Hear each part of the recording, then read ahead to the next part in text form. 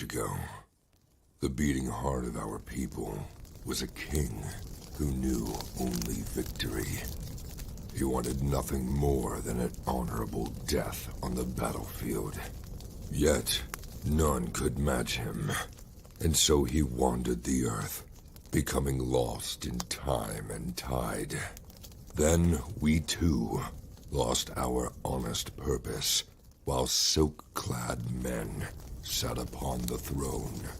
But tremble now, all cities that lay under the stars, for out of the shadows and mists of the land of promise, our courage has been rekindled, our heart has returned, and the world will burn.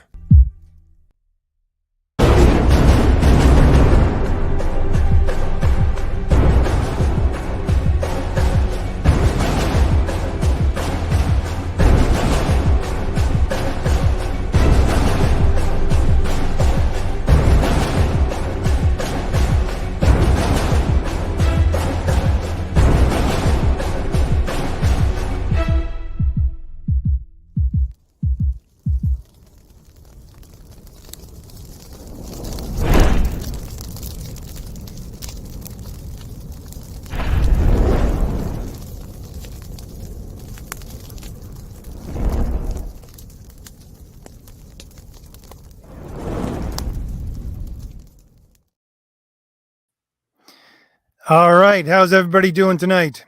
I am just going to switch over to the comments. If anybody's there, I think I got a couple of people watching already. Just let me know in the comments if you can hear me, and that would be great.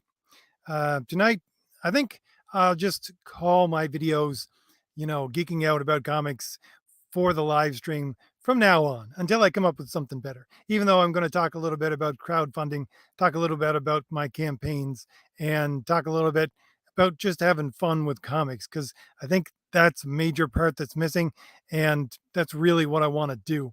So again, if someone could just give me a shout out in the comments to let me know that you can hear me, that'd be great. But I just came off of a live stream with John's Longbox a couple of hours ago, where he interviewed Chuck Dixon. And I interviewed Chuck Dixon a couple of months ago for my channel. It's in I guess it's within the normal videos of mine. Let's see. All right. Someone says they can hear me. Great. Thank you very much. But John's, if you don't know John's Longbox, he basically does a showcase of good comics, usually older comics. It's a great channel if you just want to see a showcase of older comics, but he's getting into doing interviews with people. And he was interviewing, again, Chuck Dixon, and they just had a great time. It was laughing half the time and just telling good stories. And, that's the kind of thing that we're missing with comics. So I want to get into a little bit of that kind of groove with my live streams if I possibly can. I just want to have a good time with you in the chat. And so usually what I do with these is that I'm going to talk for about half an hour, and then I'm going to go through the chat and see if anybody has any questions about my campaigns, about what I've said, about my channel, anything you want to talk about. Just have some fun. So what I really wanted to think about and talk about today was the fact that, well, I used to cover, and I probably will in the future again, a lot of older interviews with comic greats and a lot of interviews with Jack Kirby specifically. And one of the things that Jack Kirby said in one of his interviews was every American thinks they can make themselves a comic. And he was right in certain ways, in that every American, I think, feels like they can make a comic because, as he said in another part of the interview, because comics are basically the working man's entertainment, the average man's entertainment. So why couldn't every man make a comic? Now, just because you can make a comic doesn't mean you can make a great comic, but we'll leave that there. He didn't go into that part of it, but I would put that there. And I want to talk about that just for a little bit. Now, I would say we're into that version of comics again with crowdfunding.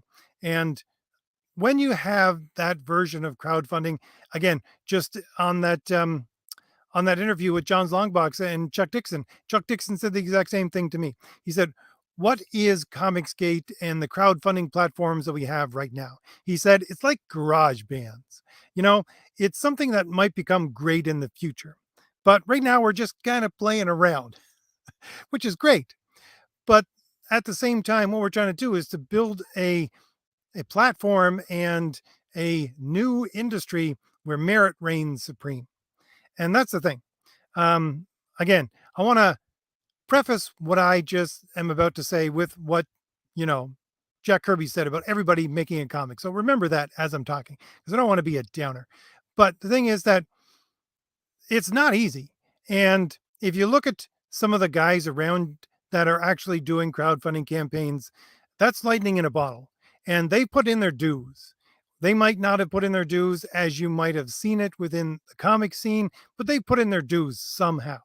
First of all, as I said within my crowdfunding 101 live stream, which I did a couple of weeks ago, uh, the idea of if you build it, they will come is ridiculous. It doesn't work out. I've talked to other people, even just the guys that I'm working with. A lot of them used to work, a lot of the artists used to work in advertising agencies, and that's a misnomer. That's not something that's actually going to happen. A lot of people think if you just make a comic, there's going to be people to buy it. No, it's not going to be the way it is. First of all, you got to build an audience before you even think of making a comic. And that's part of putting in your dues. And the guys who are doing really good in comics for crowdfunding right now have done that. You look at Eric July. Now, he's someone who just made almost $4 million off his first comic, and he's now past the $2 million on his second comic. But the thing is that Eric's put in his dues for a long time.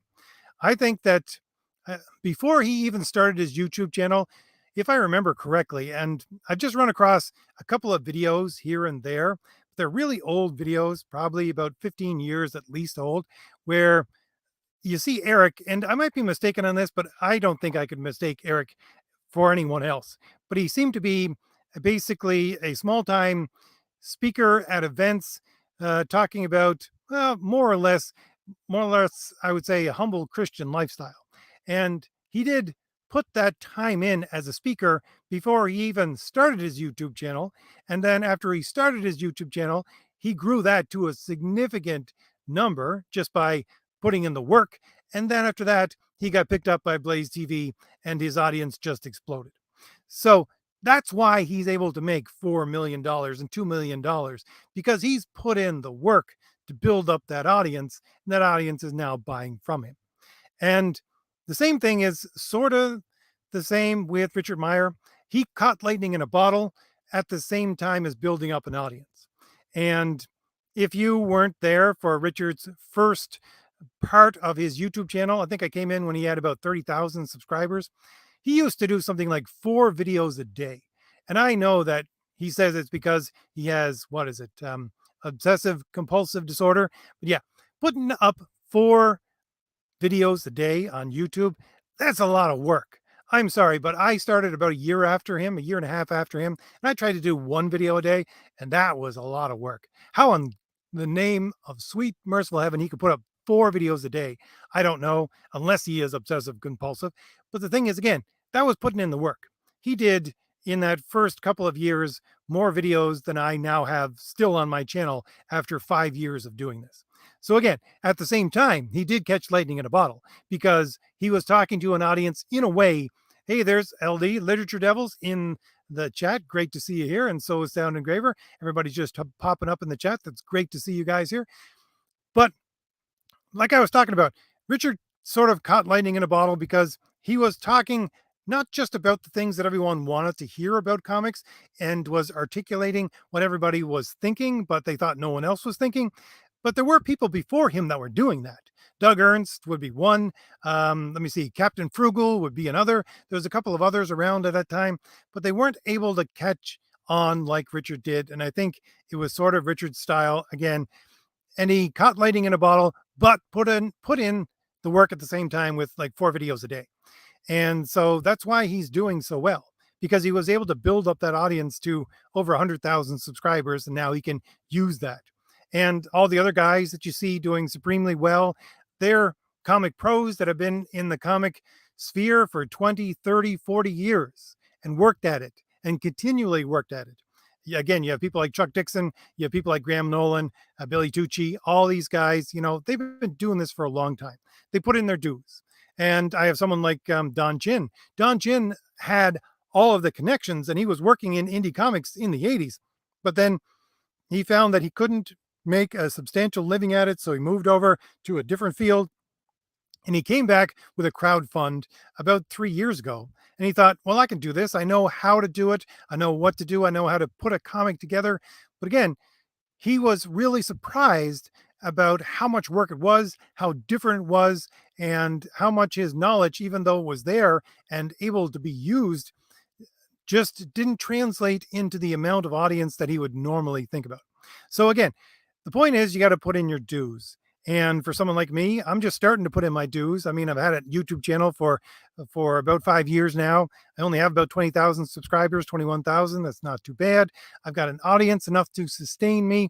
And what I'm doing now is trying to put in my dues through making comics, through making content, because I'm making more than comics. Again, I have a story in the Anvil Iron Age magazine, #2, which just started crowdfunding 2 days ago. And I wish I put that in the link for it into the description, but I did not. You should just go over to, I think it's on Fund My Comic. So if you're looking for that, but again, these kinds of things are what I think that I have to do in order to build up sort of a resume in order to be seen as a even possibly a good writer. I'm doing other things at the same time. I'm doing a story, which is a short story, which I think I will probably be submitting to one of the smaller comic companies, probably Alterna, to see if it can be published, to build up a lot of this. And the reason why I wanted to say this was because, yeah, Jack Kirby was right. Any American can make a comic. Any American can sit down and come up with a good comic idea. But at the same time, can you sell that? That's the question. And the question you need to ask yourself if you want to crowdfund is, why am I doing this? Why am I here? Why am I making this? And if it's for the love of comics, it's because I simply want to do it. It's something I always wanted to try. You go right ahead. If it's to make money, I'm sorry, you're probably not going to do that.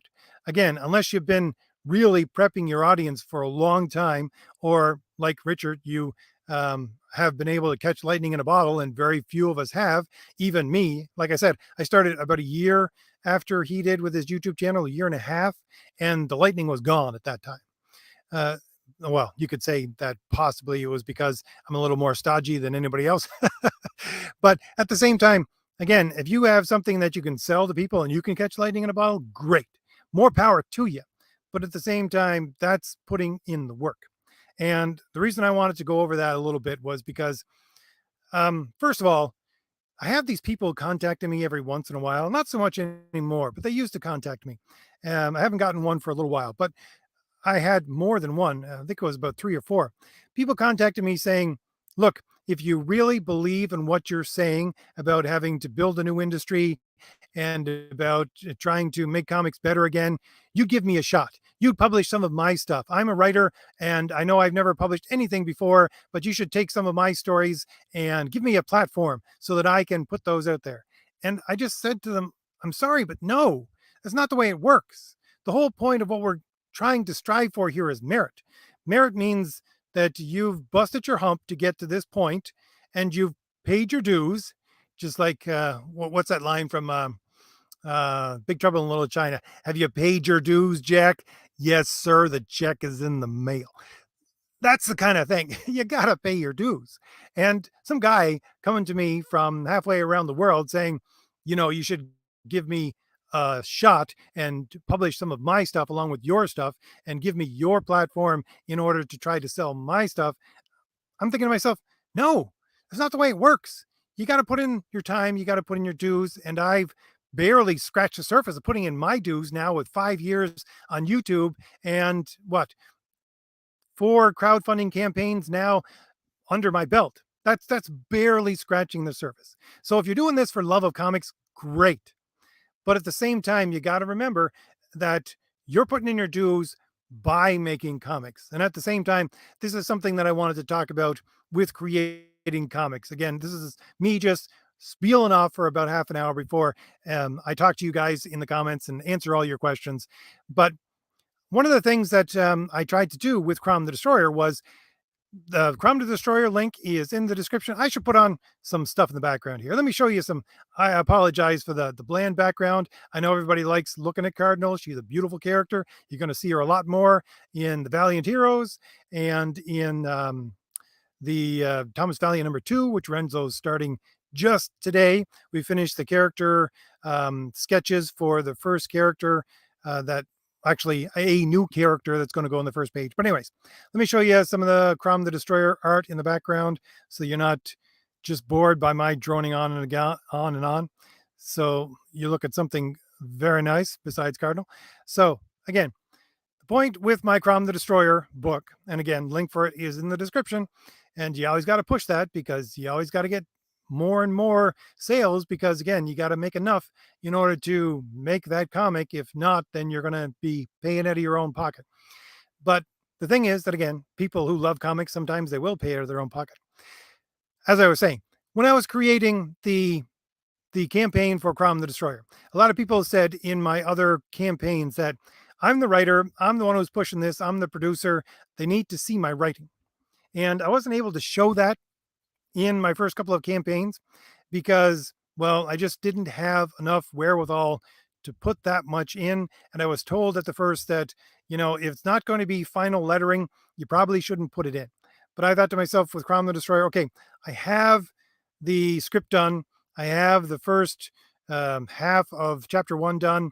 I'm going to letter it. But I didn't have time to contact Eric Weathers to get him to letter the first 11 pages, which is what I wanted to do, 10, 11 pages. And again, you go over to the Crom the Destroyer campaign page. Link for it is in the description. You can read those first 11 pages lettered to get a good feel of the whole 66-page graphic novel. But the thing was that I said to myself, okay, I'll just put on the bottom, lettering not finalized, and I will letter it myself. And what I did was I went to old Conan comics for Marvel. That's what I wanted to imitate with the lettering because I think that's what people are hungry for, that old style. And I did my best to replicate that just within a temporary lettering. Again, that's the actual script. So you're getting actual script, but it's just temporary lettering for now on those first 11 pages.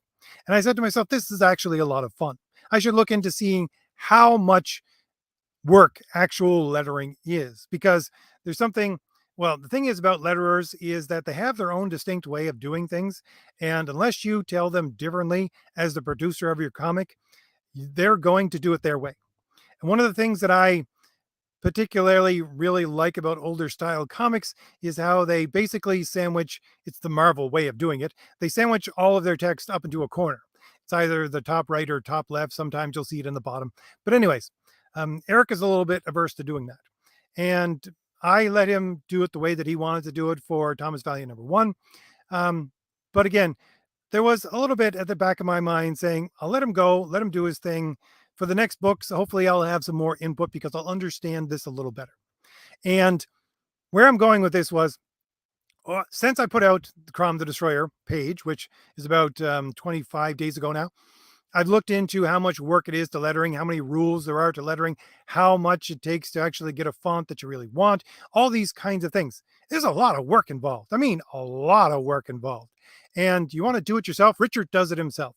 Richard Meyer. He does it himself over at Splato Comics, I know, for his books, but at the same time, this is what Richard is now making his money at. I don't think he has an outside job, and he doesn't really, at this point, I can see by his videos, have much contact with his family or anything else. So he's pretty much a shut-in making comics, so he has the time.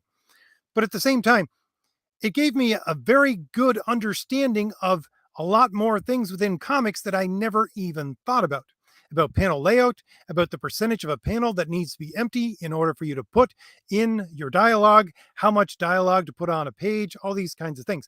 I would think to myself when I first made Thomas Valiant, I'll deal with that when it comes to the actual lettering and editing, first of all, and then lettering, so we can see how much is actually going to be in the finished art, all this kind of thing.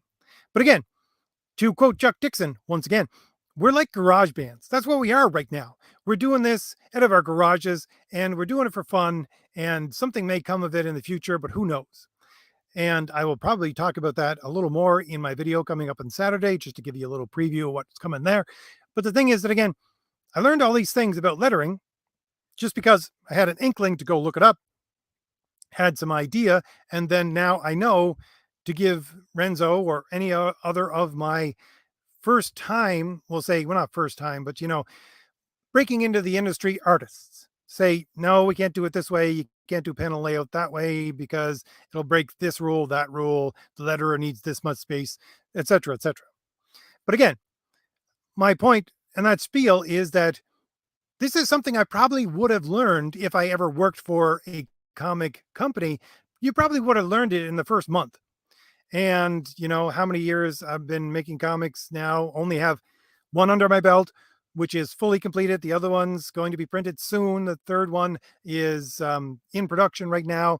So again, it's been a couple of years and I still don't know these basic rules that I would have learned very easily by standing next to a letterer and him telling me, no, you can't do it that way. You got to have to do it this way, that way, the other way, or the boss doesn't want it that way, or the editors on high told us this way, that way. A lot of these things, again, we're just learning through experience. So the thing is that, again, we're garage bands. That's all we are.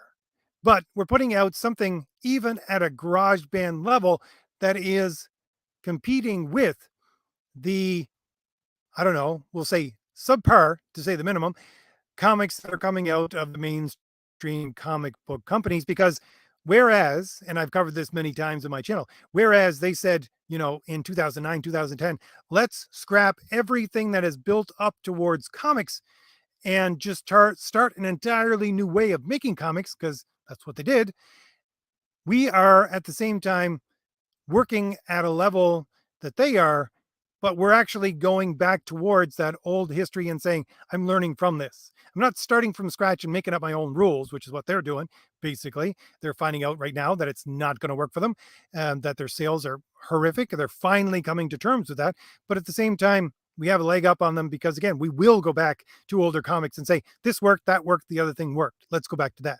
And I would find, again, my quote of Jack Kirby from the first of this live stream, very apropos, I guess you want to use some bad French, is the thing that they didn't know what they were doing to begin with either. They were starting out in a new medium that never got tried and tested before. They were learning this all on the fly, and that's what we're doing at the same time. So there is a significant amount of hope for us who want to do indie comics, want to do crowdfunding, want to put in that work and actually build something merit-based.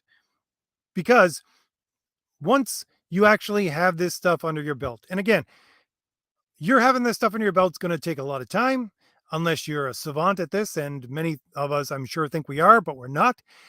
And again, getting all of that experience is going to take a lot more time if you're doing a lot of the stuff yourself because you have no one to check you. And that's one of the things, unfortunately, that's going to have to come of this entire thing.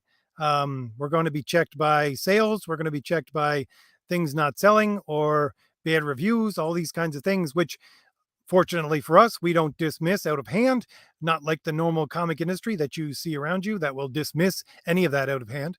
But we have to learn from our mistakes, learn from our experience, and put that into the next comic that's going to be better. And again, one of the things about me is the reason why I'm able to do all this, again, is because I'm not trying to make money. I started a business over 20 years ago. It developed into something that I could hand off to other people to run. And I'm just in a administrative capacity right now. And I just say, okay, I run the thing. I get a skim off the top because it's my company, but I'm not doing all the work. I know I'm not. I'm just an administrator, to say the least. And even that at times gets to be nothing. But my point is that I have that money coming in. So I'm not trying to make money off comics. And right now, as I said in my last live stream, depends on how much you want to put into making a comic and what kind of tiers you offer and all that kind of stuff. But if I'm making a comic and I have the really top-notch people that I have with me, like, I mean, I have Mike Gustovich working for me. He was working for Marvel and DC in 1981. And again, I have up and coming artists like Renzo and Nick Axe and Jim O'Reilly, all these, Martin Stevenson, all these people.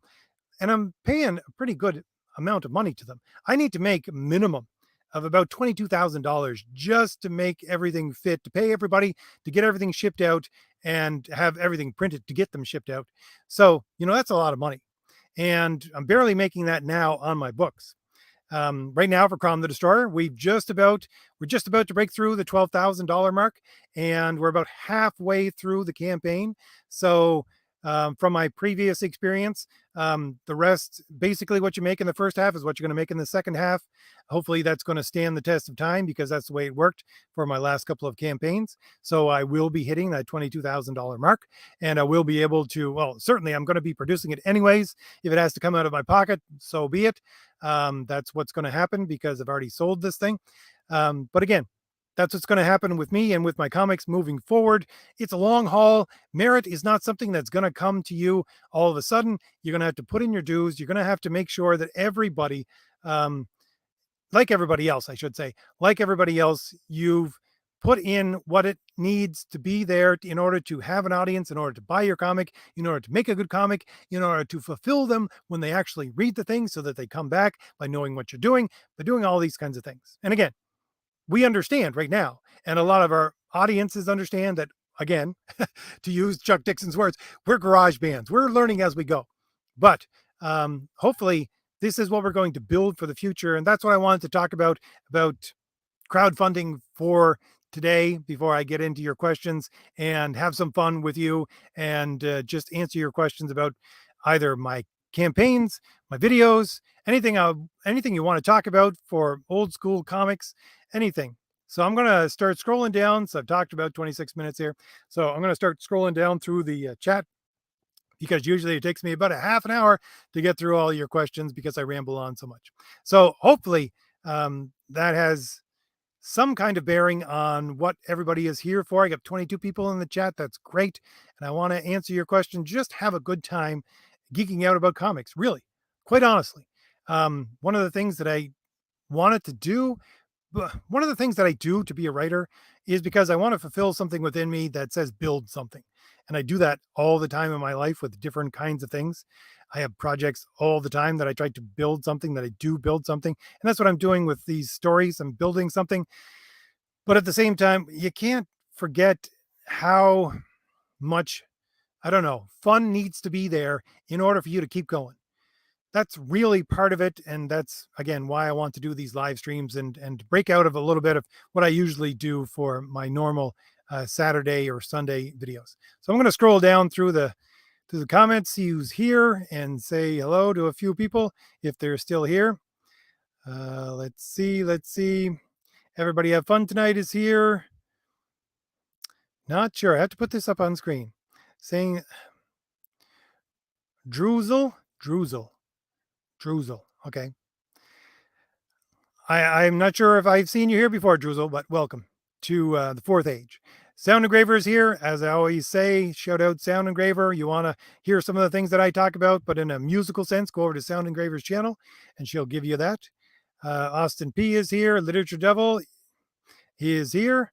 Let's see. Film Talk is here. Miss Maria. I got to, unfortunately, stop reading names and actually start answering questions here because I'm not doing both at the same time. Let's see. Austin P says, back when he was diversity in comics. Yeah, he used to make, as diversity in comics, he used to make like 4 videos a day. And again, that was him putting in his dues. Quite honestly, I would say that right now, there are people making much superior comics. Even, I'm not talking, people who are comic pros or have worked in the comic industry or anything like that. I'm saying these garage band people, like Richard, because he is, and me, and a lot of other people. There are people out there in this garage band category who are making comics that are far superior to those of Richard's. But the thing is, they're not selling as well as Richard's, and nor will they, because Richard put in his due to build that audience in order to get him to that point, and will allow him the luxury, if I can put it that way, to make the mistakes that he needs to make in order to make better and better comics, which he's doing. So scrolling down. Let's see. Film Talk says he only discovered Richard in 2019. I can't even remember what year Richard began. It was the YouTube I guess, algorithm that shoved me towards Richard, the way that these leftoids, oh, these quote unquote progressive types always say exactly what they're saying about, well, no, YouTube can't do that, because I actually did not watch YouTube for the longest time. And I just, the story was that I was looking for some music from Ultima, which usually had on my computer that I would listen to in the background. I couldn't find it anywhere.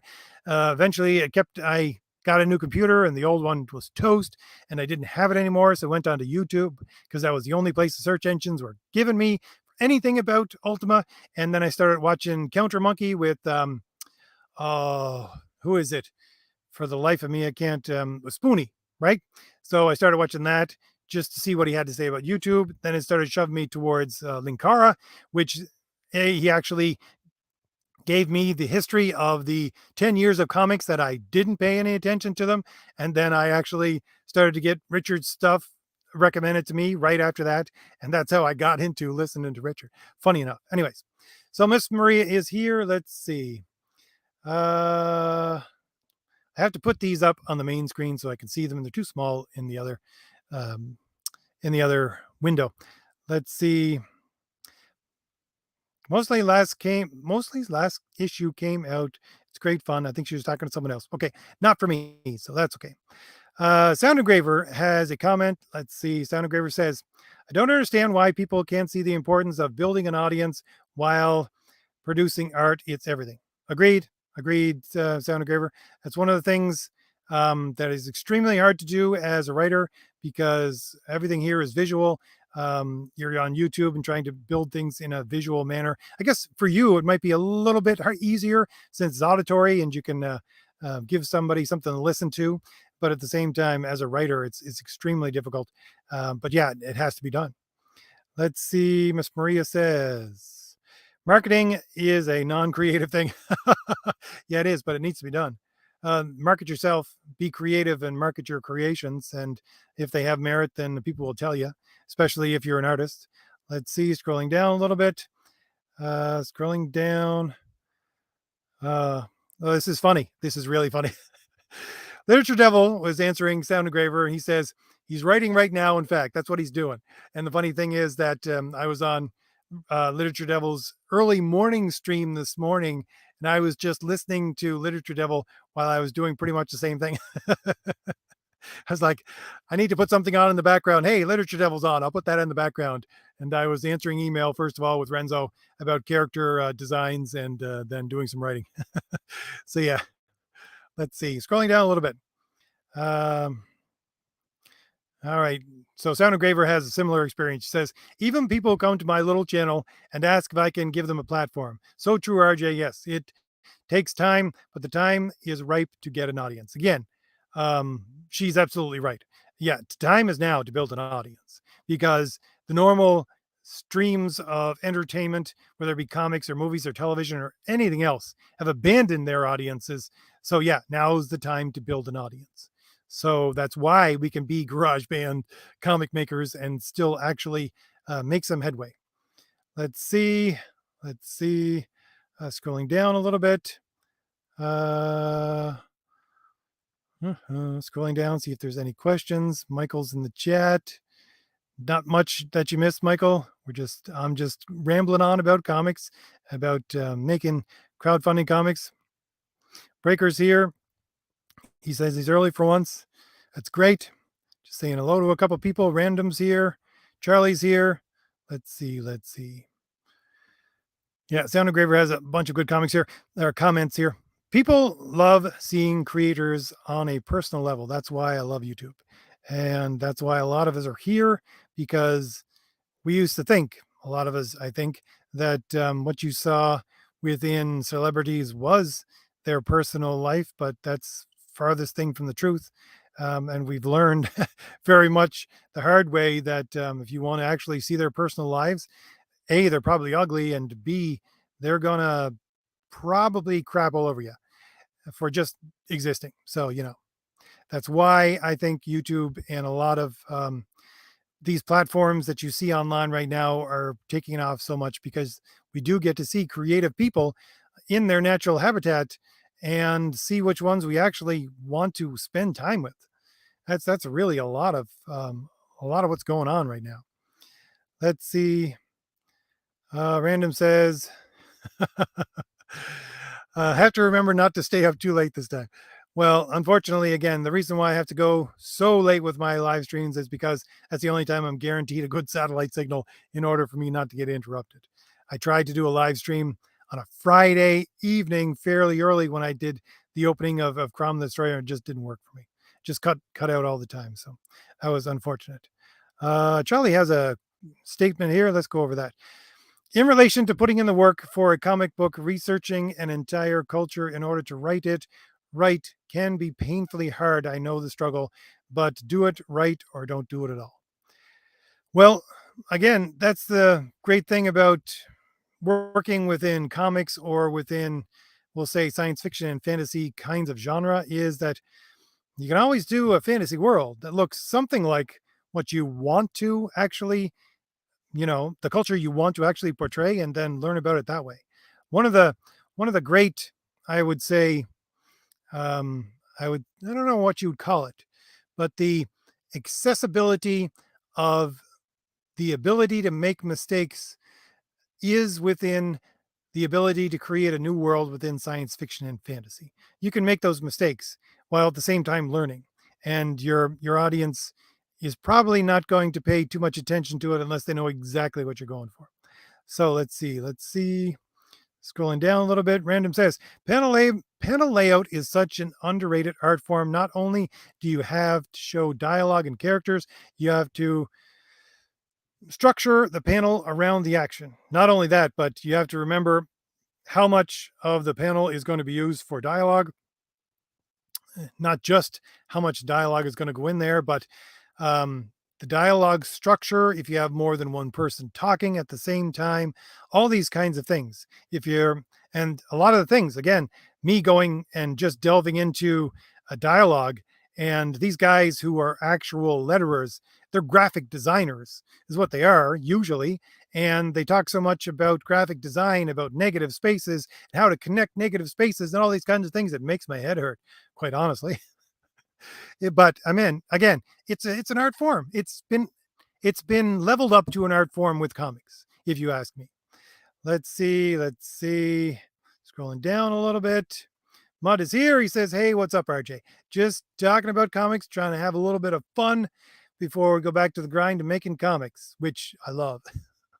Scrolling down a little bit. Let's see. We have another comment here. Calliope says, I used to love and try to catch every Diversity in Comics live stream. I miss those things. It's cool to think that while we were teaching Zach about scrolling down, RJ was in the catch too. Yeah, I was. I used to do the same thing because I was just getting out of working at my normal business, handing it over to people when Zach was coming out. So I was still working. I never worked in an office. I sort of, bounced around from archives to archives, things like that. But anyways, I would, I was one of those people who would structure my breaks because I, work for myself, so I could take whatever breaks I wanted. But at the same time, I needed to get work done. But I structure my breaks around notifications when Zach would actually put up a video because, he was saying something at the time that everybody needed to hear. So yeah, I was there with you. I had a different handle at that time. I was probably RJ of the Island way back then. If you want to go back to Zach's old videos and live streams, if you want to see me there, But yeah, I was there with you as well. Sound Engraver, thank you very much for the super chat. Let's see. You definitely need more super chats. Thank you very much. So again, shout out to Sound Engraver. She has her own channel. Click on her avatar, I guess, is the best way to do it. And, open up her profile and you'll bring you right over to her YouTube channel if you want to discuss the things that I'm discussing with a little bit of musical context. So scrolling down, Rex has a comment here. Rex is always good for comments. He says, heard a comment about magic and fiction. Namely, the more you explain, the less magical it feels, and that magic is the acceptance of unexplainable things. What do you think? Again, I did cover this in one of my videos. Can't remember which one it was, but I always, again, who was it? I think it was Miss Maria that said last time, I can't do a video without mentioning Aristotle. Was that you, Miss Maria? Not entirely sure, but no, I can't. I go back to the Aristotelian way of dealing with storytelling, that it's a representation of reality and a rhetorical argument at the same time. Under such a way of looking at it, and I think that, the expansion of and growing of storytelling within Western civilization for the last 3,000 years has followed that pattern that Aristotle talked about. He was only, 400 BC, but he was describing things much older than him. If you look at it in that way, science fiction would be the probable. So it's a contingent proposition that's probable. Um, Whereas if you look at a contingent proposition that would calculate either the improbable or even going on to the verge of the impossible, which is something that you can do within logic, then that would be more towards something that you would get in fantasy. And that's where magic comes in.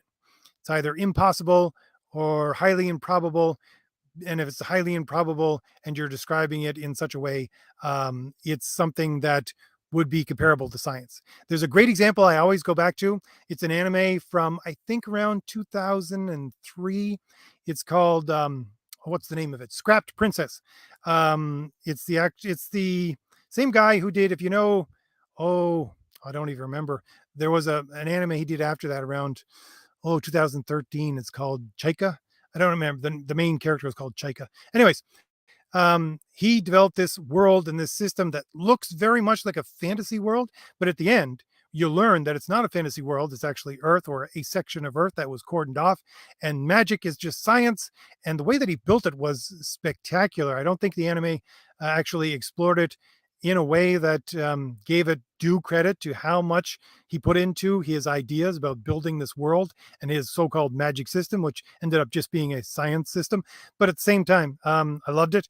It's something that I always go back to as a pure magic system that can be compatible with science. So that's one of those things that would hover around the improbable to probable rather than the improbable to the impossible. But again, I would think of it in the logical way, always. So John's Long Box is here. John, I was just telling everyone about your interview with Chuck Dixon, how much fun it was.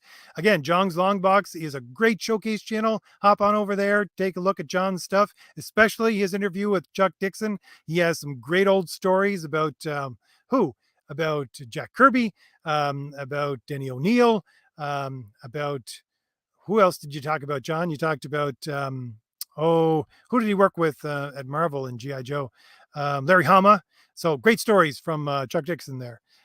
So a lot more fun than when I interviewed Chuck and talked to him. But Chuck loves good questions. That's what he said to me after we were done of our interview, and I was talking to him one-on-one.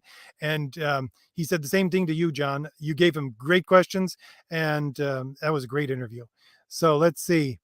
Mutt has a question here. He says, RJ, what's your favorite part of the comic making process? Well, being a writer, it's writing the damn script.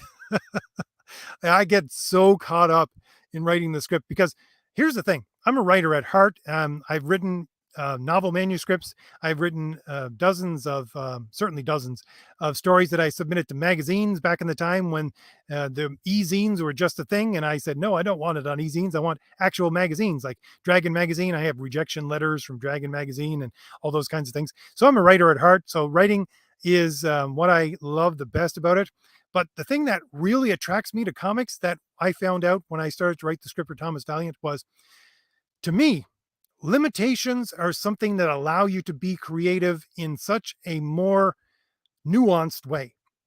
So the fact that I have so many pages and I can only fill up so many pages, because if I'm writing a manuscript for a novel, I don't really have that much of a constraint. I can write 400 pages. It won't be published. They'll say, no, cut it down to like 200 or something. But still, that's a lot of pages to work with. But if I'm saying I'm working with a 66 to 88 page comic or graphic novel, and it has to be broken down into chapters of 22 pages, then that gives me a significant hampering to what I can do, how much I can put on a page. And then I know from my own working with my artists and looking at comics that I can only put usually as I was saying last week, it's about 6 to 9 panels per page, and I would say 9 is the usual maximum, although you can ramp that up if you have very small panels. But all of this stuff, plus all of the dialogue that I need to be able to fit into that page, that gives me so many restrictions to what I have to be able to put on a page, that it makes the actual writing of the thing blossom so much more. I don't know if you can understand that if you're not a writer, but those restrictions for me make writing comics beautiful. And I love writing the scripts. And I know that I bore Renzo and a few other people with my scripts and writing, and a couple of people who are working for me for artists say, I like a more loose script, but I just love doing really heavy scripts because it allows me to be so free with what I can work with. So yeah, Mutt, that's exactly what I love doing, writing the script. Although at the same time, um, seeing the finished art and then passing it over to the colorist is this easy second to that, because it's the thing comes to life. It's so exciting. So let's see, scrolling down a little bit, scrolling down to a couple more comments here. Charlie says, have you read any of the Shadow comics? Would you consider making something like the Shadow? I think America and the West needs an uncompromising hero like the Shadow, pure Americana. So I take it you're meaning the old Shadow. Um, what evil lurks in the hearts of men? Again, you'd have to reference what Shadow Comics you meant. I am one of those people. I'm not that old, so I certainly do not remember the old Shadow radio plays from when they were on. But I do remember, long before the internet, what I used to do was to go to my local library and take out LPs of um, the old Shadow radio plays and listen to them, because we had an old stereo LP, and I could listen to them. That's what I did. That's where I was introduced to the Shadow, was those old records. And then I was so excited when the first Shadow movie came out. I guess it was the only one, but still, it was something. You might not like it too much. I know a lot of people, even people in the theater, had some people not liking it. I could tell you that right off the bat. But again, I don't think that DC really did the comic, or did the character justice, to what it did with the character in a lot of what they put out. But at the same time, that's one of the things I'm doing with Kit Fox. Um, the inspirations for Kit Fox, and again, that's part of the Valiant Heroes graphic novel, which you can either get as a separate I think it's 24 page floppy. You can get it that way, or you can get it as part of the larger graphic novel, which has the three floppies all together in one, along with a backup story. But again, link for it, that is in the description if you want to go check out the Valiant Heroes. So the it's not the Rampaging Thor, that's the other one. The Redemption of Kit Fox, which I did. Renzo actually gave me the last of the art there about 2 weeks ago. We're now getting it colored and lettered because Renzo does his own inking. Yeah, those are the three main characters that I want to pull into that. If you follow me on Twitter, you know they are Batman, the Shadow, and Sherlock Holmes. So those are the three that I wanted to pull into that. So I would love to do a Shadow like connection to that. So if the Shadow ever, well, I know it will go into public domain not too long in the future. So, there is the possibility to draw that character into the universe as part of something that will be accentuating some of the, we'll say, more unique parts of Kit Fox. But at the same time, if you go over and look at the Valiant Heroes Indiegogo page, which is still open. Again, link for it in the description. And you look at some of the art that I have posted there for the Redemption of Kit Fox, you will see a little bit of the Shadow in there, especially the idea of the connected network that he uses to try to solve mysteries, all these kinds of things. So yeah, I am very much a Shadow fan. I believe the Shadow is something that should be brought back, and it may be something that I will delve into more and more in the future. Again, the more and more it becomes accessible to me. So for now, I will just use him as an inspiration for characters like Kit Fox. So scrolling down, let's see. Oh, it's already been 50 minutes, and I'm still getting to some questions here. Breaker says, have you heard of a French fantasy comic called The Black Moon Chronicles? I recently stumbled across its game adaptation awesome soundtrack and plan to get the comic next. No, I have never heard of that. Quite honestly, that sounds like something I should look up though. But no, I haven't. So there are so many things that I want to look at. He says the art looks awesome, but I can only find an English translation on Kindle. Learn French, it's not hard. Quite honestly, French is just I don't want to insult the French too much, but yeah, it's just a bad version of something between English and German. And if you know English well enough, you can pick up on German pretty quickly, and French ain't that hard. So anyway, scrolling down. Not to say I can fluently speak French or anything like that. God forbid I'm much too high class to actually speak French. Sorry. uh, but anyway, uh, yeah, I'm from the northern states where and crossing across the border with Canada all the time and things like that. The French are not respected very much in this section of the world. But anyway, uh, I can make out enough of someone screaming at me to figure out what they're talking about. Anyways, scrolling down a little bit, I'll leave that one alone. Scrolling down, Mark says Richard's writing is middling.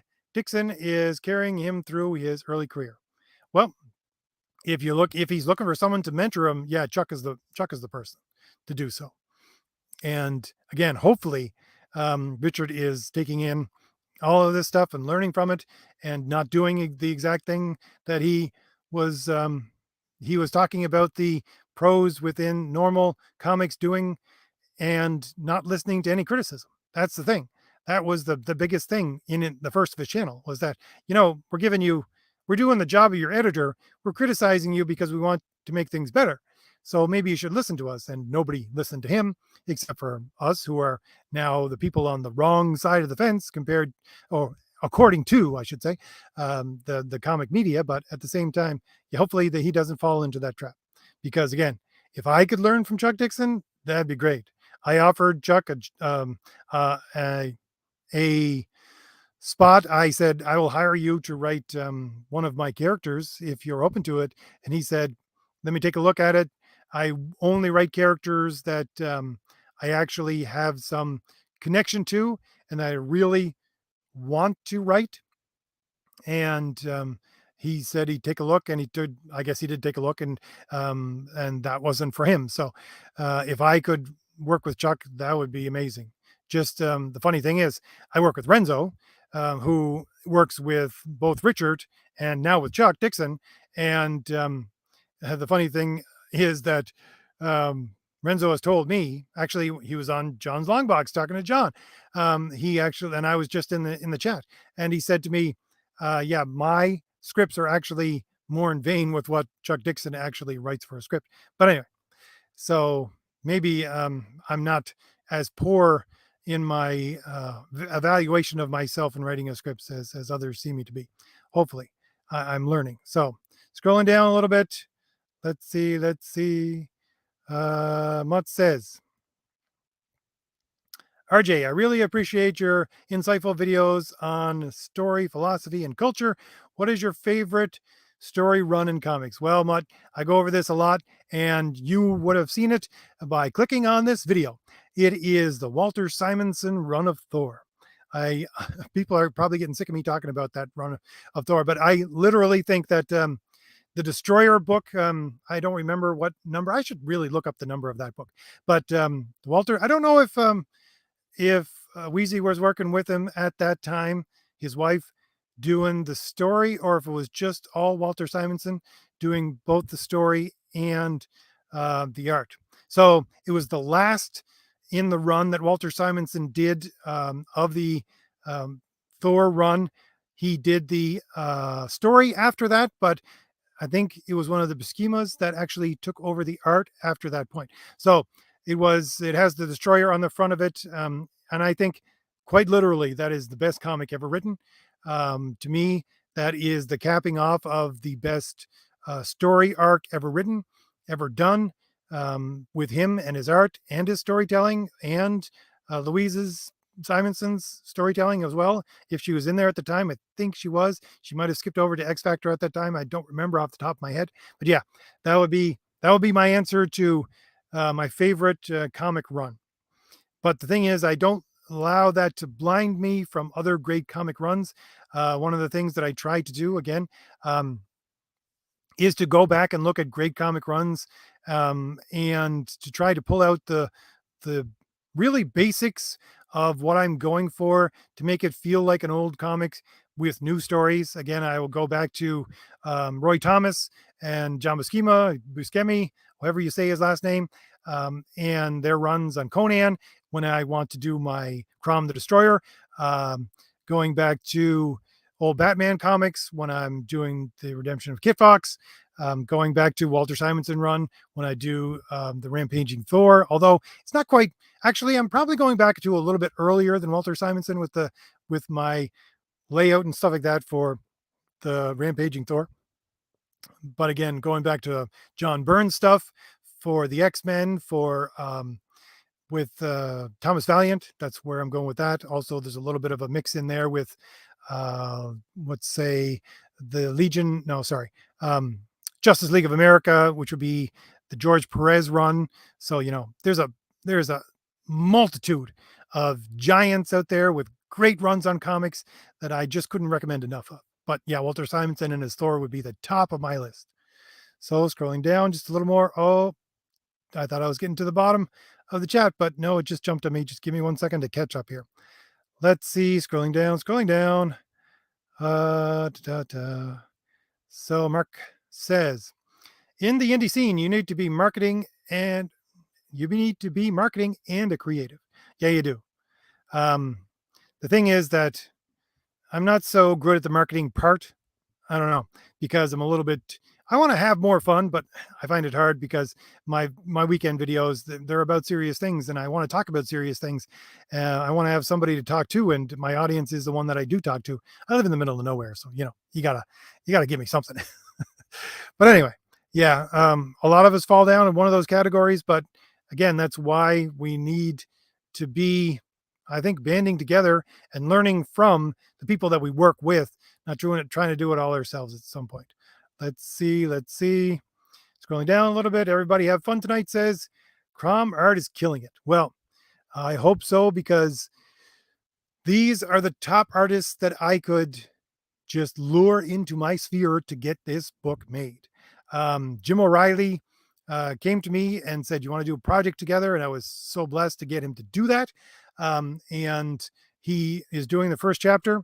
Unfortunately, Jim wasn't able to start the second chapter, so I got Nick Axe to do the second chapter. And the thing about the Switch, number one, is that I have Mike Gustovich, again, a pro from 40 years ago and up until now, with his inking, tying those two together, while at the same time, there's no, and people have told me this. I was talking, especially, I take the advice of artists to heart.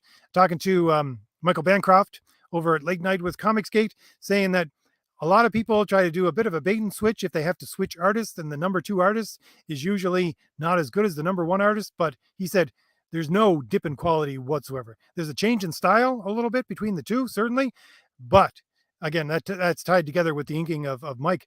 But at the same time, there's no dip in quality between these two artists of Jim O'Reilly and Nick Axe, to say the least. And they have a healthy competitive spirit between the two of them, seeing who can outdo the other with the beauty of the art that they're putting into this book. This is something I will be using as a marquee to try and sell my stuff to other people, whenever the future comes along and I have the opportunity to do that, and say, look, if you want an example of my storytelling, take a look at this book. And they will just be so enamored by the art that they will take a look at the story and see, hopefully, that my story matches the beauty of the art and what a good, really a good graphic novel or comic should do, which is have the storyteller pull in the same direction and exactly the right amount with the artist to sell the book, because that's what I'm trying to do. Hopefully I'm not big-headed in thinking that. Hopefully I'm not trying to pull in artists that are way above my pay grade as as a storyteller, because I don't want that to be a thing, or at the very least, if it is a thing, then hopefully I live up to that expectation after a while. So, all right, scrolling down, let's see. Scrolling down, a couple more comments here. Sound Engraver says, I'm not sure if she's talking to me, but let's see. Music is easier to showcase for sure. Two good things writers can do are book reviews and story analysis, especially famous works. I'll just let me say, Sound Engraver, since I have, well, not just to you, but to the entire chat, I'll throw this out there.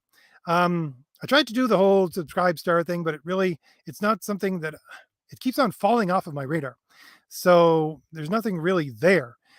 So what I was thinking of doing, because again, I have so many story ideas, but I can't put out more than usually about 2 graphic novels per year, because I think that's what my audience can handle right now, because I can't, in a good conscience, I think, put out quality books of 88 to 66 pages, more than 2 a year right at the moment, because that's the equivalent of what, about 6 to 8 floppy comics.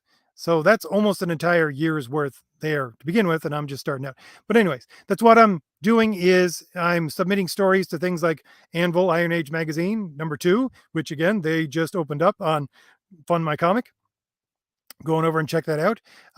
Also submitting things hopefully in the next little while to Alterna, things like that. But at the same time, I was thinking what I should really do is put a members section on my YouTube channel. Not that anything I do now would be a members section, but I would put up stuff that would basically be my stories, and possibly have them read by me, possibly have them read by someone else, or things like that. But just write stories that will be exclusively for the members section of my YouTube channel, for them to get an idea of my story writing. And they would be something that I would probably publish in other venues, a year or more later, so that I can give my exclusive audience that story. But let me know in the chat if you think that's a good idea.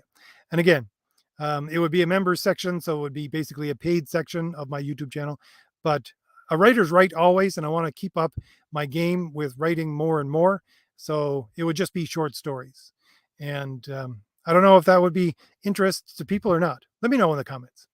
So let's see. Scrolling down a little bit.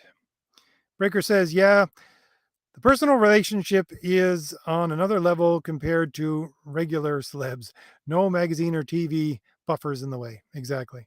All right, I'm going to have to scroll down a little more. I've already gone over my hour. See if I can answer some of these questions a little faster. Stop tripping myself up. Let's see. Oh, good heavens. Vaz says, they announced the Eisner Award winners not long ago. Do you think they are still relevant and still reward excellence? No, absolutely not. Let me just, I'll give you this. Again, I'm trying to answer these questions with a little more pithy answers right now. But when they took, I think one of the Eisners either this year or last year went to Jeff the Land Shark. So let me just give you that. Okay. Have you ever seen this comic on Marvel's Infinity? I was like, how in the name of sweet merciful heavens is this thing actually getting an Eisner Award? And it's not an award. Again, as I've been saying on my channel for years now, the new currency for quote unquote progressive comics is awards. They don't care about money, they care about awards. And the reason why they care about awards is so that they can say, hey, look how many awards this character and this title has. So let's make it into a television show. Let's make it into a movie. Let's make it into something bigger. That's what they do. That's all these awards are for right now. And again, these are not, when I was talking to, when I was talking to John, I know so many Johns, but John C. Wright, and he was talking about the sad puppy incident, which occurred around 2013 and 2017. That was back in 2013, talking about the Yugos, which are for novels, and they'd already been corrupted at that time to do the exact same things, which is basically be politically correct and not actually reward any kind of merit of any kind. So yeah, the Eisners were not only on par with that, but simply were the exact same thing soon after, if not at the same time. So scrolling down a little bit, let's see. Breaker says, Christopher Hart's manga drawing guides gave me a new appreciation for panel layout and perspective. Shame I could never replicate it. Yeah, one of the things about, I don't know, I'll just shout this out here. Whether or not I'm right about this, I don't know. But from my experience with reading manga, as I would say, the comics should typically be panel layout about 69 at its maximum, although you can certainly go down to 1, and you can certainly go up higher than 9 if you know what you're doing or you have small panels. I would say that for manga, since it's such a smaller page that you're working with, it would typically be about 4 to 6 for your panel layout within a manga page. But again, I could be wrong on that. That's just me reading manga and trying to extrapolate from that kind of medium what I can. So let's see. Rex says, RJ, might I ask what social media platform you advertise yourself on besides Twitter? Nothing besides Twitter, actually. I do have Facebook, but I just threw it up there and I never actually returned to it. Twitter is the only real place besides YouTube. YouTube is the only place. And unfortunately, I put all my eggs in one basket with YouTube. That's why I'm trying to make a Twitter platform right now that gives you something there that you're not going to see with on YouTube, because I do post some things with art and opinions and all that kind of stuff on Twitter that you're not going to get here. So yeah, that's about it. That's Rex. Sorry, I think I called you Raz.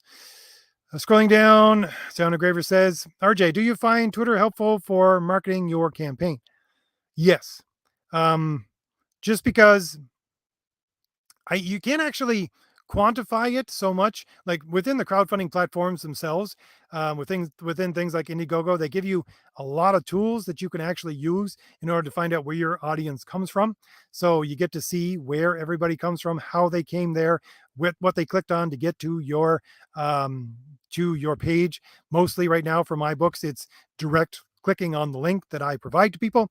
And the thing is that when I do live streams with people, and they talk to others within the live stream and they say, have you heard about Crom the Destroyer or one of my other books? The normal answer is no, but I've seen people post about it on Twitter.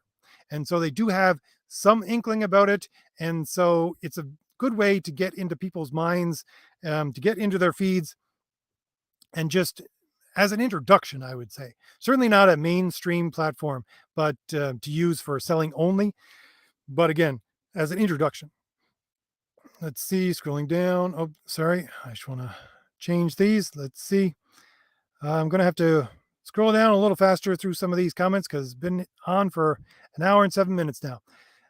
Breaker says, if magic is integral to the setting, then having some explanation about its use does make sense. I would agree. Some explanation. I'm not entirely sure how much. But again, I'm going with low fantasy for Crom the Destroyer, so I leave the interpretation of the explanation up to the reader to some degree. It's a Robert E. Howard thing, in my opinion. Mutt says, RJ, why do you think that all the big publishers and movies, Marvel especially, are gearing towards multiverse stories? I've heard that Star Wars, will also have a multiverse storyline. Seems odd. I'm not sure. Well, I did. If you want to go back to my older videos from about 2 months ago, I did one about Across the Spider-Verse, that and the one that came after it. Quite honestly, it's a shift, in my opinion, and looking at it philosophically. There's a shift, a movement away from what postmodernism is trying to morph into. Philosophically, the ground has already been laid. And artistically, if you're looking at the more fringe parts of artistry, it's already been, again, the foundation has already been laid for what is known as metamodernism. Metamodernism is basically everything is true at the same time. And that means, well, it's basically, we already know from modernism and then postmodernism that nothing is true at all, but don't be discouraged by that nihilism, because we're now going to give you metamodernism, which says it's okay that there is no truth whatsoever, because we're going to present you with this idea that even though we know it's not true, every possibility is open to you, and therefore nihilism has a little bit less sting. And that's basically what metamodernism is. And multiverse storylines play into this exact thing because they give you that exact way of looking at the universe, that if every possibility can be possible, then even though I'm stuck here and have absolutely no purpose and it's just a nihilistic existence that's suffering and death, I can dream or convince myself that there is some purpose, and in some alternate universe, I'm some great person. That's about it. To give you a summary of that video, I go into a lot more into that entire thing within those two videos, really. I think the thumbnail is probably Into the Spider-Verse for the first one of that. All right, scrolling down. See if we can get to the end of these comments. Da-da-da, scrolling down. Scrolling down, Rex says, Rex has a comic on the go. He says, also, I finished the first 2 chapters of my comic and I'm currently working on chapter 3. The PDF of the first 2 chapters are available if anyone else wants to check them out. So, Rex, I'm not sure if you can go over to Rex's YouTube channel and find any links for that there. Perhaps you can just Google his work. Let's see, scrolling down. I don't know off the top of my head what the name of your book is. Honestly, Rex, I know that we talked about it, but I don't know right off the top of my head what it is. Scrolling down. I want to answer all your questions because this is why I'm here. I want to interact with you and have some fun. But Charlie says, has your opinion of manga changed? I disagree with your first one. Chainsaw Man is a bad book to look at manga as a whole with, but I'd love to see more of what you have to say on it going forward. I probably will have more to say about it going forward because I do have a book in the works that I have a script started for, which is a character that you will be introduced to within the Valiant Heroes. And she will be a secondary character throughout most of the Thomas Valiant #2, because Thomas Valiant usually has a team book centered on Thomas himself. But again, it's very much a team book showing you a lot of people. But this character I want to write and to have started a script for, which I will try to make it like Crom the Destroyer. I'm making that book so that you can either get it in a graphic novel format or in a larger magazine format, which is basically the same size as Savage Sword of Conan. So it harkens back to that. But this character, which is Artemis, and she's connected to Cardinal, which is the character you're looking at right in the back of you right now. They're both based in Japan. So I thought to myself, why not do that book in a manga style? At the very least, I can present my script to the manga studio that I've worked with already to do the backup story for the Valiant Heroes. And they can interpret that in a manga way for the art, and probably publish it not only as a full graphic novel or possibly something to do with one of the other campaigns, but also as a manga version as well, to offer that in those 2 different formats to people, because I don't like to offer the idea of multiple covers or things like that. But if you want it in a different format, then I'm looking at that. And I want to know, again, more and more about other mediums as well, and manga in particular, because it has such a pull right now. So let's see if I can get to these last couple of comments. Charlie says, also, any shadow comics, really? The radio dramas and the pulps are out there, I suppose. Just the shadow in general. It's great stuff and I adore it. Yes, I do as well. Again, that's one of the things I did when I was a kid. Listen to shadow radio plays on record. And one of the things I do now is I listen to the books, not books on tape, but, that are on YouTube, because there are readings of the older pulps. All right, scrolling down. Let's see. I'm going to have to scroll down a couple here. Scrolling down. Breaker's talking about my comments about French. We'll have to scroll down a little more. Let's see. Scrolling down. Let's see if anybody these comments are for me.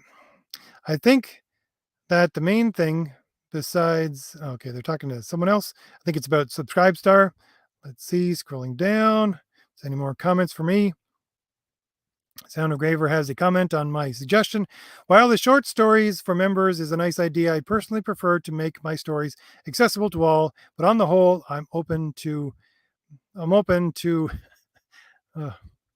yeah, well, my way of doing things basically is trying to do stories as much as possible. I have a lot of old stories, but yeah, that option for actually going towards.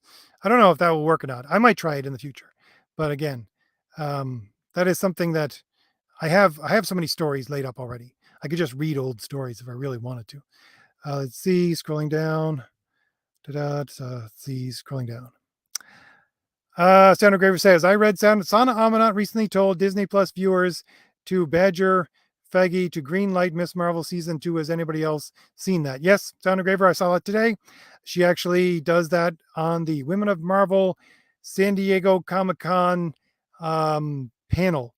For it's the San Diego Comic-Con had a Women of Marvel panel. And that's one of the things she does at the end of the panel. So yeah, and I wouldn't be surprised if she did it before that. It's one of the kinds of things that she does. She's done it over and over again on the Women of Marvel podcast. So yeah, I would say first of all, I have witnessed her do that at the watching the Women of Marvel San Diego Comic Con panel, and witnessed her doing similar things on other panels for other things that she's working on. Let's see, scrolling down. Let's see if there's any other questions for me because we've been going for almost an hour and 20 minutes now. Scrolling down. Let's see if we can get to the end of these comments. People talking about the multiverse. A couple of more comments here at the bottom. Breaker says, my main source of Disney news is YouTube. I'm a lot slower on the uptake. So people talking about Disney and about Star Wars and a lot of these things. So let's see if I can get to these last couple of comments. One thing I learned about the wider audience thing companies push for a product on the market is available for everyone, but not everyone will like it. So cater to the ones that do.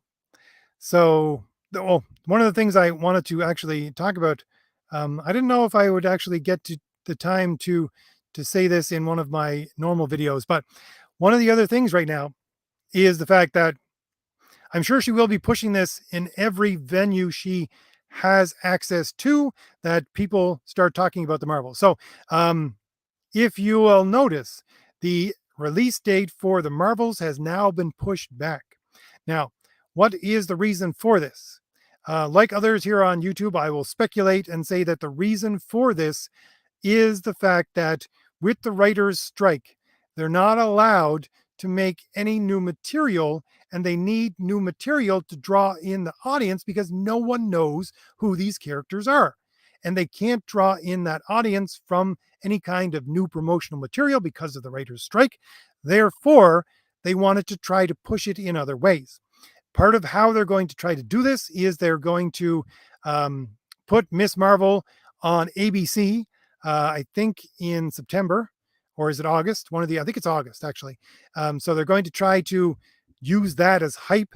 But again, they can't create any new material because that will be stepping over the picket line, and no one wants to do that with this writer's strike. So I would say, in my opinion, they're trying to push back the release date so that they can have it at a time where they can pull people in with more of this media that they can write new scripts for and new entertaining trailers for, all this kind of thing, which they can't do right now. So yeah, she's going to be pushing it in every venue that she can, just in case the writer's strike carries on for a long time. Now, personally, I don't think it's going to carry on for a long time. I see cracks within the writers union already because they're starting to go hungry, and they've asked, I think just today, they asked the other side to come to the bargaining table, and the other side said, no, we're not coming to the bargaining table. We're just simply not. So, they're starting to buckle, I think, already. So I don't think it's going to last too much longer. If it did, I would be overjoyed because Hollywood really needs to die right now. In my opinion, it has to be replaced by something else, a healthier industry. But yeah, all of that plays into the fact that she's pushing this. And I would say one of the reasons why she possibly showed up at the Women of Marvel podcast in the San Diego Comic-Con to begin with, and all of that kind of thing. And one of the funny things is that if I just listened to Clownfish TV, they covered this just the other day. They're also trying to impose, the Writers Guild is trying to impose all of their picket line antics and all of their basic scab, we'll say, I don't know, laws. Well, they're not laws, but whatever you call them, onto YouTubers right now and to TikTokers and everybody else on social media by basically telling them that if you're a social media influencer and you work for any of the big companies to sell some of these movies or television shows, then you will never, ever be allowed into the Writers Guild of America Association because you will be seen as a scab. Even though you do not now belong to us, we will blacklist you so that you will never be able to get into the Writers Guild and then never be able to actually work in Hollywood doing either television or movies. So, yeah, they're trying to cut off every avenue possible for them to sell their movies and television right now. And that's why you're going to see these odd things come out over the next month, a couple of months, depending on how long this whole thing drags out. Anyways, I think I will leave it there. I've gotten to the end of my chat and I've been talking for much too long. It's now an hour and 20 minutes. I usually only like to take an hour, but I had to answer everybody. So thank you very much. Thank you very much, everyone, for coming. I still have 26 people here listening to me drone on. Thank you for coming over and well, just talking about comics and geeking out about comics, because really that's what I want to do with Wednesday. I want to talk a little bit about crowdfunding, but I want to talk a little bit about making comics, my own crowdfunding, and just having fun with comics. So I'm going to leave you right now with what I usually leave you with, which is the, let me just take, oh, good heavens. I'm always so backwards when I do this. First I have to take Sound Engraver off of the screen, and then I will go to my Crom the Destroyer second trailer. And I just want to let everyone know that Crom the Destroyer is still up on Indiegogo. We will be open for another 34 days, I think, for the main campaign. Click on the link in the description if you want to go see Crom the Destroyer, and if it's for you, it's a return to form for low fantasy. And if you want a more superhero vibe, according to what I'm talking about, go on over to the Valiant Heroes. The link for that is in the description. There are 3 main stories. You can either buy them as an $8 floppy. Each of them are $8 if you want to just buy a floppy, or you can buy them all together as a graphic novel with an additional backup story in there as well. So you can click on the link for that in the description and go on over and see if any of my graphic novels are for you. Thank you all for coming. And here is the final vid for Crom the Destroyer. And I'll see you all later. Bye. No matter how many wars you fight, no matter how much blood you shed, no matter how much rage you loose, no matter how many demons you face, no matter how many companions you lose, no matter if our kingdom falls, I know that you will return to me in honor.